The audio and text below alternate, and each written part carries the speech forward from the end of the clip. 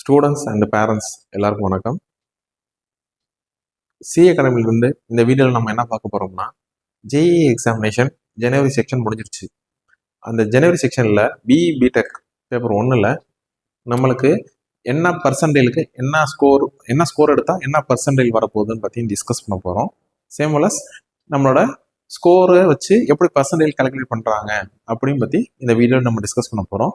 வாங்க டீட்டெயிலாக இந்த வீடியோவில் உங்களுக்கு சொல்கிறோம், வாங்க பார்ப்போம். ஜனவரியில் ஜேஇ எக்ஸாமினேஷன் வந்து 22, 23, 24, 28, 29 இந்த 5 நாள் நடந்துச்சு.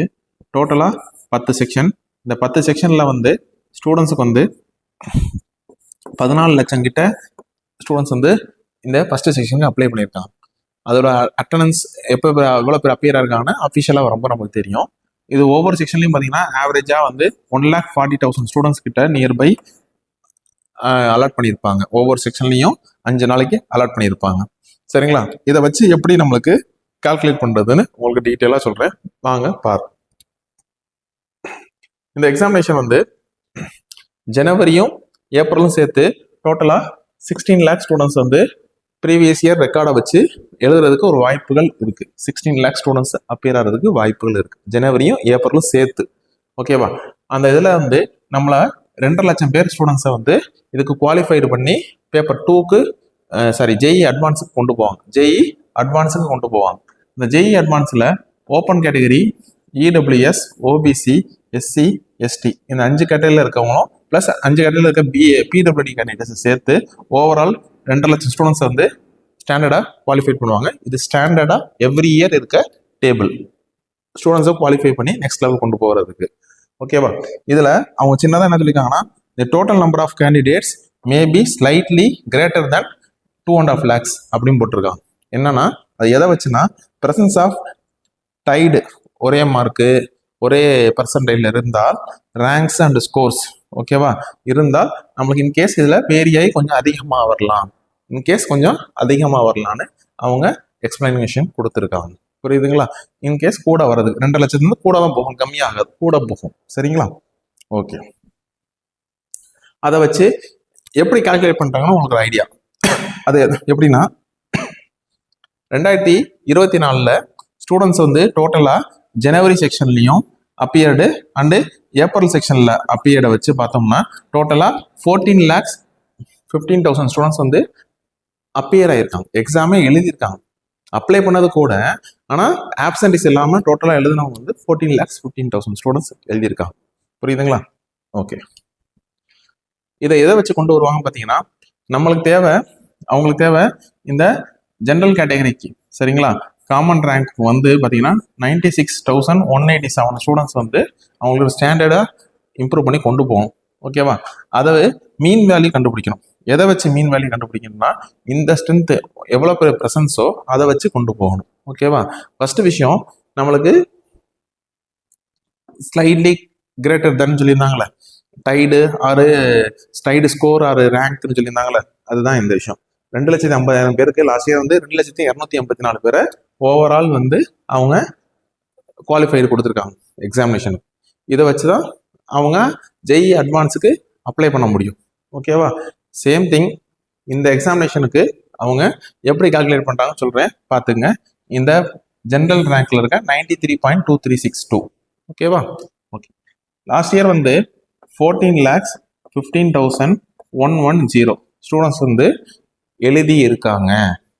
இந்த இதுல இருந்து அவங்க கேரியர் பண்ணி எவ்வளோ கொண்டு வரணும்? 96,180 ஸ்டூடெண்ட்ஸை கொண்டு வரணும். அப்போ அதுக்குரிய மீன் வேல்யூ என்னன்னு பார்த்தீங்கன்னா, டோட்டலாக வந்து ஒரு செக்ஷனுக்கு 100%. ஓகேவா? எல்லா எக்ஸாமினேஷனுக்கும் 300 மார்க் நடக்கும், ஆனால் 100% கன்வெர்ட் பண்ணுவாங்க. அந்த 100%ல நம்மளுக்கு தேவை வந்து இந்த ரேஞ்ச் ஆஃப் ஸ்டூடெண்ட்ஸ் வந்து எந்த ரேஞ்சில் வந்து நிற்கிறாங்க பார்த்தீங்கன்னா, மீன் வேல்யூவில் 6.76. ஓகேவா? நம்மளுக்கு இந்த 96,187 ஸ்டூடெண்ட்ஸ் அந்த ரேங்க்கு அந்த இதெல்லாம் பார்க்கும்போது நம்மளுக்கு 100 - 6.76 போட்டோம்னா நம்மளோட பர்சன்டேஜ் வந்து 93.23% வரும். ஓகேவா? இதுதான் மீன் வேல்யூ. இந்த மீன் வேல்யூ எப்படி கண்டுபிடிக்கணும்னா, 100% மைனஸ் நம்மளோட 6.76 அந்த மீன் வேல்யூ போட்டோம்னா இந்த குவாலிஃபைடு பர்சன்டேஜ் நம்மளுக்கு வந்துடும். ஓகேவா? இதை வச்சு இந்த வருஷம் எப்படி கால்குலேட் பண்ண போறாங்கன்னு ஒரு ஐடியா உங்களுக்கு சொல்றேன். ஓகேவா? இது வந்து குவாலிஃபைடு பர்சன்டேஜ். சரியா? ஓகே. அடுத்த விஷயம், இந்த வருஷத்துல எப்படி கொண்டு போறாங்க பாத்தீங்கன்னா, நம்மளுக்கு 16 lakhs எழுத போறாங்க. அப்ப நம்மளுக்கு எவ்வளவு தேவை? 96,187 தேவை. 16 lakhsல 96,187 தேவை. ஓகேவா? அப்ப நம்மளோட மீன் வேல்யூ எப்படி வர்றதுக்கு வாய்ப்பு இருக்குன்னா, 16 lakhsக்கு 100% மைனஸ் நம்மளோட பர்சன்டேஜ் இந்த வருஷம் 6.101 மீன் வேல்யூ வர்றதுக்கு வாய்ப்புகள் இருக்கு. ஏன்னா நம்மளுக்கு ஓவரால் இயர்லி நம்மளுக்கு கேரியர் பண்ணி கொண்டு போகும்போது நம்மளுக்கு 16 lakhs எழுதுனாங்கன்னா நம்மளோட மீன் வேல்யூ இந்த வருஷம் 94.7 டிஜிட் டெசிபல் பாயிண்ட்ஸ் வர்றதுக்கு வாய்ப்பு இருக்கு. ஓகேவா?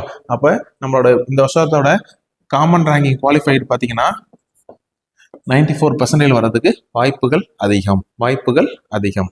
சரிங்களா? இந்த வருஷத்தோட எக்ஸ்பெக்டடு கட் ஆஃப் வந்து 94% ஃபார் ஜெனரல் ரேங்கிங். ஓபிசிக்கு சொல்லலை, எஸ்சி சொல்லலை, எஸ்டி சொல்லலை, இடபிள்யூஎஸ் சொல்லலை. ஏன்னா இவங்களுக்குலாம் எத்தனை நம்பர் ஆஃப் ஸ்டூடெண்ட்ஸ் அப்பியர் ஆயிருக்காங்களோ அதுக்கேற்ற மாதிரி வரும், நியர்பை வரும். ஓகேவா? ஓகே. இந்த வருஷம் எவ்வளோ கட் ஆஃப் எக்ஸ்பெக்ட் பண்ணலாம் அதை பற்றி தான் உங்களுக்கு டீட்டெயிலாக சொல்கிறோம். பாருங்க, என்ன கட் ஆஃப்னு பார்த்தீங்கன்னா, ஃபர்ஸ்ட் இந்த வருஷம் நடந்த 10 கொஸ்டின் பேப்பரை நாங்கள் எப்படி பிரிச்சிருக்கோம் பார்த்தீங்கன்னா, easy level, moderate to easy, சரிங்களா? Sorry, easy to moderate, moderate level, tough அப்படின்னு 4 பிரிச்சிருக்கோம். அது எந்தெந்த செக்ஷன்ல இருக்குது, எதுக்கு ஒத்து போகுதுன்னு நம்ம பார்ப்போம். ஃபர்ஸ்ட் வந்து பார்த்தீங்கன்னா, ஜனவரி 22 காலையில மத்தியானம் இந்த 2 செக்ஷனும் ஈஸியாக கன்வெர்ட் பண்ணியிருக்கோம். இந்த 10 செக்ஷன்லேயே இந்த 2 கொஸ்டின் பேப்பர் மட்டும்தான் ஓரளவுக்கு ஈஸியாக இருந்துச்சு. அதில் ஷிஃப்ட் 2 தான் ரொம்ப ஈஸி, அதுக்கு அடுத்தது தான் ஷிஃப்ட் 1 22 எழுதுனவங்க. ஓகேவா? 22 எழுதினோட கொஸ்டின் பேப்பர் மற்ற கொஸ்டின் பேப்பருக்கு வித்தியாசம் பார்க்கும்போது இது ஈஸி லெவலாக இருந்துச்சு. ஓகேவா? அடுத்தது இந்த கொஸ்டின் பேப்பர்ல பர்சன்டைல் மார்க்ஸ் அப்படின்னு போட்டிருக்கோம். இந்த கொஸ்டின் பேப்பர்ல நீங்க இந்த மார்க் எடுத்திருந்தீங்கன்னா இந்த பர்சன்டைல் கண்டிப்பா வரதுக்கு எங்களோட எக்ஸ்பெக்டட் கட் ஆஃபா இருக்கு, பர்சன்டைலா இருக்கு. சரிங்களா? அந்த எக்ஸ்பெக்டட் என்னன்னு பார்த்தீங்கன்னா 99% இருந்தா நீங்க 210 மார்க்ஸ் மேல எடுத்திருந்தீங்கன்னா கண்டிப்பா உங்களோட பர்சன்டைல் வந்து 99 பாயிண்ட் டெசிமல்ஸ்ல வரும். சரிங்களா? அடுத்தது 95 பார்த்தீங்கன்னா 132 மார்க்ஸ்க்கு மேல ஸ்கோர் பண்ணியிருந்தீங்கன்னா உங்களோட பர்சன்டைல் கண்டிப்பா 95 எபோவ் வந்துருக்கும். ஓகேவா?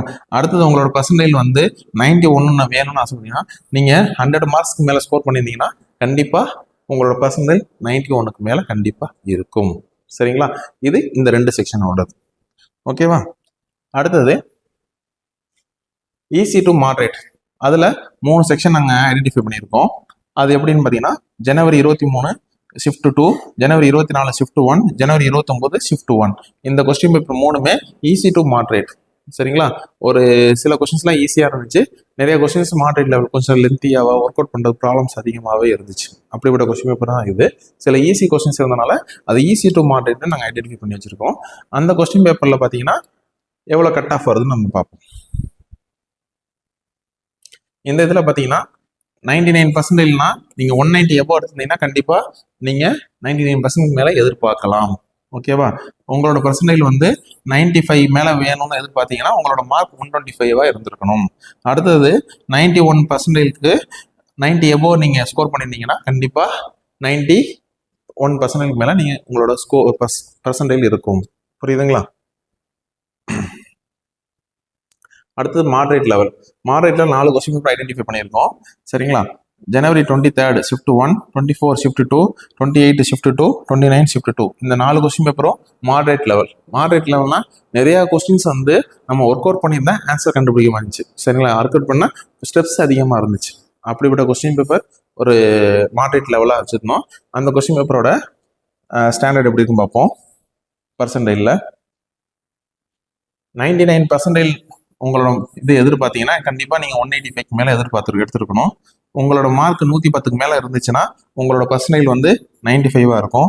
நீங்கள் 85 மேலே ஸ்கோர் பண்ணியிருந்தீங்கன்னா உங்களோட பர்சன்டேஜ் வந்து பார்த்தீங்கன்னா 91 இருக்கும். சரிங்களா? 91 இருக்கும். இன்பிட்வீன் இருக்கவங்களாம் நீங்கள் கொஞ்சம் பார்த்து. சரிங்களா? ஓகே. இது நம்ம எதை வச்சு சொல்லியிருக்கோம் பார்த்தீங்கன்னா கொஸ்டின் பேப்பர் ஸ்டாண்டர்டை வச்சு. அது எப்படி பார்த்தோம்னா first easy question paper 2, easy to moderate 3, moderate question paper 4, overall 10 question paper. இதில் டோட்டலாக 9 கொஸ்டின் பேப்பர் ஆச்சு. ஓகேவா? அப்போ நம்மளுக்கு மீதி இருக்கிறது ஒன்று தான், அது டஃப்பு.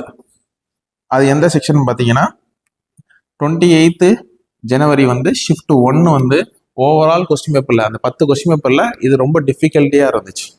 நீங்கள் ஸ்டூடெண்ட்ஸ் யார் யார் அப்பியர் ஆயிருக்காங்களோ இல்லை ஆஃப்டர் கொஸ்டின் பேப்பர் ரிலீஸ் ஆன பிறகு மற்ற கொஸ்டின் பேப்பரை கம்பேர் பண்ணும்போது இது ரொம்ப ரொம்ப டஃப்பான கொஸ்டின் பேப்பர். புரியுதுங்களா? அந்த கொஸ்டின் பேப்பரோட கட் ஆஃப் எப்படி இருக்குன்னு நம்ம பார்ப்போம். நீங்கள் 99 150 எபோ எடுத்தாலே உங்களோட பர்சன்டேஜ் வந்து 99 வந்துடும். நீங்கள் 96 எபோ எடுத்திருந்தாலே நீங்கள் 95% வந்து வந்திருப்பீங்க. அதே மாதிரி இந்த செக்ஷனில் வெறும் 76 மீன்ஸ் என்னன்னா உங்களோட அவுட் ஆஃப் 75 கொஸ்டின்ஸில் ஒரு 25 கொஸ்டின்ஸ் எபோ எடுத்திருந்தீங்கன்னா ஒரு தப்பான கொஸ்டின்ஸ் போக உங்களோட மார்க் 76 இருந்துச்சுன்னா கண்டிப்பாக உங்களோட பர்சன்டேஜ் 91 எபோ வர்றதுக்கு வாய்ப்புகள் ரொம்ப ரொம்ப அதிகம். சரிங்களா? ஸ்டூடெண்ட்ஸ் நீங்களே கொஞ்சம் டிஃப்ரென்ஸை புரிஞ்சுருக்கலாம். ஓகேவா? நீங்களே பாருங்க, 190 இருக்கு. சரிங்களா? அந்த 190 வந்து ஈஸி, 185 மாடரேட், 150 ஈஸி டு இது டஃப்பான கொஸ்டின் பேப்பரில். அப்போ டிஃப்ரென்ஸ் உங்களுக்கே தெரியும். சரிங்களா? அடுத்தது மாடரேட் கொஸ்டின் பேப்பரில் ஈஸி கொஸ்டின் பேப்பரில் 125, இதில் மாடரேட்டில் வந்து 110, டஃப்பான கொஸ்டின் பேப்பரில் 96 ஸ்கோர் பண்ணாலே உங்களுக்கு 95% வர்றதுக்கு வாய்ப்புகள் அதிகம். ஓகேவா? அடுத்தது 91%. அதுக்கு பார்த்தீங்கன்னா ஈஸி கொஸ்டின் பேப்பரில் 100, ஈஸி டு மாடரேட்டில் 90, இது மாடரேட் லெவலில் 85,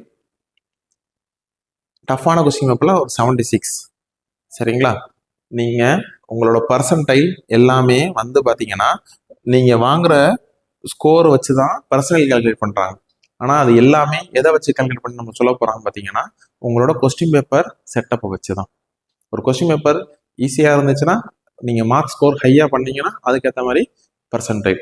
கொஸ்டின் பேப்பர் டஃப்பாக இருந்துச்சா அப்போ நீங்கள் நம்பர் ஆஃப் கொஸ்டின்ஸ் வந்து அட்டன் பண்ணி அதில் நிறைய கம்மியான கொஸ்டின்ஸ் ரைட்டாக இருந்தாலும் உங்களோட பர்சன்டேஜ் நல்லபடியாக வரும். இதுதான் ஜேஇ எக்ஸாமினேஷனோட ஒரு ஃபார்முலா. அதனால் ஸ்டூடெண்ட்ஸ் வரப்போகிற ஜனவரி எக்ஸாமினேஷன் முடிச்சது மட்டும் இல்லாமல் வரப்போகிற ஏப்ரல் எக்ஸாமினேஷனையும் நல்லா ஃபோக்கஸ்டாக டீப் ப்ரிப்ரேஷன் பண்ணி உங்களோட சக்ஸஸை பெருசாக கொடுக்குற மாதிரி பார்த்துக்குங்க. எங்களோட சப்போர்ட் எப்பயுமே உங்களுக்கு இருக்கும். ஏதாவது டவுட்னா கமெண்ட் செக்ஷனில் பண்ணுங்கள், கண்டிப்பாக உங்களுக்கு கிளியர் பண்ணி தரோம். அதே மாதிரி ஏப்ரல் செக்ஷனில் எப்படி ஸ்கோர் பண்ணணும், எப்படி ப்ரிப்ரேஷன் பண்ணணும்னு சொல்லிட்டு அப்கமிங் வீடியோஸில் உங்களுக்கு டீட்டெயிலாக சொல்கிறேன். சரிங்களா? Thank you. Wish you all the best.